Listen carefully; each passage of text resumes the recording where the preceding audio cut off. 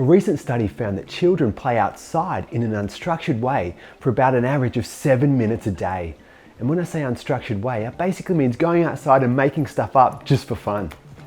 In comparison, children spend up to 7 hours on these things every single day. And here's the problem. Playing in the outdoors is actually really good for you. Our brain has about 100 billion of these things, brain cells or neurons, and they need to be constantly activated in order to grow and indeed survive. If we're just inside in a little bubble all the time, these things can grow, but only to a certain extent. Sure, when you're on screens, you can problem solve and that kind of thing, but it's problem solving in a bubble. There's no real risk in that. You don't have to ask yourself, should I step on that log? Should I wear an extra layer of clothing? Can I make that jump?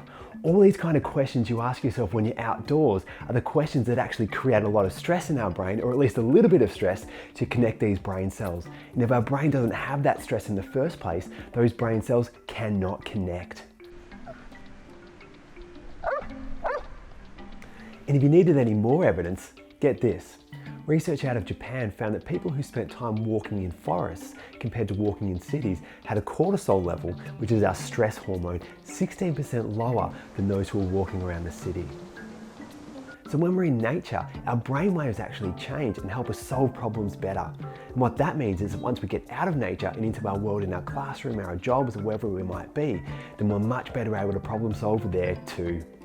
So how do you get in the habit of having less of this and more of this? Well, the way to do that is to make it fun. Go out and experiment, see what you like and what you enjoy doing. And really importantly, make it a structured part of your week. These things have a habit of sucking up a lot of time, and if we have a choice, our brain tends to take the path of least resistance, which means it will choose this over something outside, which is harder and more complicated to get to.